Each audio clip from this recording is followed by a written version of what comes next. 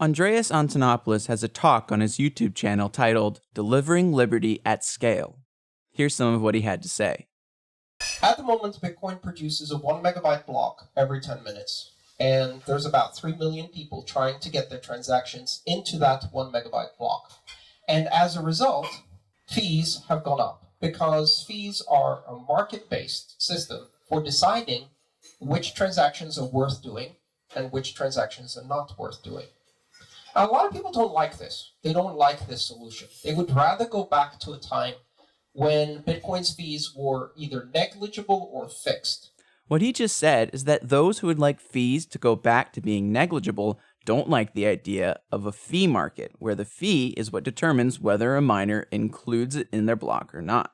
But that's not the case. Those who argue that fees should be negligible argue it because, given the current demand for block space and the potential for the supply of block space, fees should be negligible.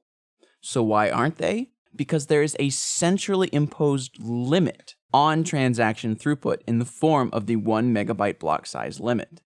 The fact that the demand for block space is now above a centrally imposed limit leads to what's called a deadweight loss, where there's potential for activity to be happening via the free market that is being excluded because of the centrally imposed limit.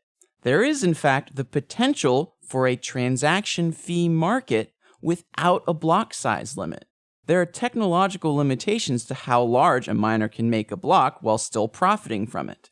In order to profit from a block, that block has to propagate to other miners and be accepted by the network. A small block propagates very quickly, and a large block propagates very slowly. In fact, a large enough block could propagate slowly enough that a small block found after your block could actually reach the majority of the hash power before yours does. This leads to a free market equilibrium given the demand for block size and the supply for block size. There's a great talk by Peter Risen about this. I'll put it in the description. On a blockchain that's not artificially limited, like Bitcoin Cash, fees are currently negligible, but they are not zero. And should the demand for transaction throughput and therefore block space go above the amount that miners can safely propagate, there will be a fee market. It just so happens that even on today's average home hardware, Bitcoin could easily scale up to Visa levels of transaction throughput without any worries about hitting those technological limits. Yeah, but how can I tell whether your transaction is worth putting in versus your transaction? Well, there's two ways of figuring out that question. One way to figure out this question is to have someone decide what transactions are spam and what transactions are worthwhile. Inevitably, that someone's going to be maybe a developer who's writing code in the software to say, transactions that look like this we want, and transactions that look like this we don't want. If we go down that road, we have given an enormous amount of power to that group to decide the future of Bitcoin. Okay, this is especially ironic. He's saying that a centrally decided metric on what transactions are and aren't worth including would give much too much power to those who make that decision. And so instead, we should rely on the fee market. But what he ignores is the fact that the 1 megabyte block size limit is a centrally controlled, arbitrary limit. Now let's talk about growth.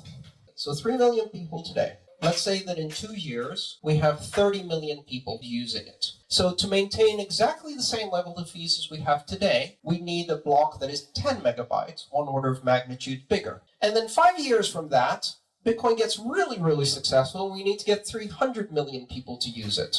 Now we need 100 megabyte blocks. 5 years from that, Bitcoin or any of these technologies becomes astonishingly successful. We need one more order of magnitude for 3 billion people to use this technology. And now we need a gigabyte block. But it gets worse. But we want transactions to be faster and cheaper. So we need another order of magnitude increase in the block just to make it cheaper than today. So that's a 10 gig block to hold the 3 billion people. But then they're going to start using it as a day-to-day currency. And what happens if they start using it like cash? Instead of 5 transactions a month, they want to do 50 transactions a month. And now you've got a 100 gig block. But that's kind of pointless because all we've done is done what cash does. And I'm much more interested in the other applications. Like, what about micropayments? But that will require an order of magnitude increase in order to do small transactions, and another order of magnitude increase in order to do microtransactions. But why stop there? Because I really think we should be doing nanotransactions. And now we're talking about 8 orders of magnitude. So now we need to ship a petabyte block every 10 minutes. We can't win this game. So the point he's just made relies pretty heavily on the slippery slope fallacy, the idea that there is no middle ground. When there is, as long as you understand that there is the potential for a fee market even without a block size limit at all. The fact that there could be demand for petabyte blocks in no way implies that we should not allow the market to decide which block sizes to allow. If my block takes 11 minutes to validate, then I'm off the blockchain, which means that fewer people can validate independently, which means that the system becomes centralized. So what he just argued is that if we allow for these larger block sizes, the system would become centralized because fewer people could validate the chain. But he doesn't actually go into why that would be the case. Now, it seems obvious, right? If there is a greater burden of running a node, then less people will do it, right? Well, maybe not. Depends on what kind of nodes we're talking about. If we're talking about people that have no financial benefit to running a node themselves, that's probably the case. But those for whom it is financially beneficial to run a node will make more money the more Bitcoin is used. And as long as their use case allows their profits to exceed the increasing costs, the bigger the block sizes, the better off they are. This is especially the case for miners. Storage costs and bandwidth costs are negligible compared to their other costs, like electricity costs and hardware costs for the actual mining that they do. Now, the mining that they do is a brute force math problem that they're trying to solve. It's basically a giant guessing game, and the point of that game is to prove that they're willing to invest work in the system. The vast majority of the work they do is not validating the transactions, and this focus on the block size limit was likely the easiest attack vector for crippling the chain.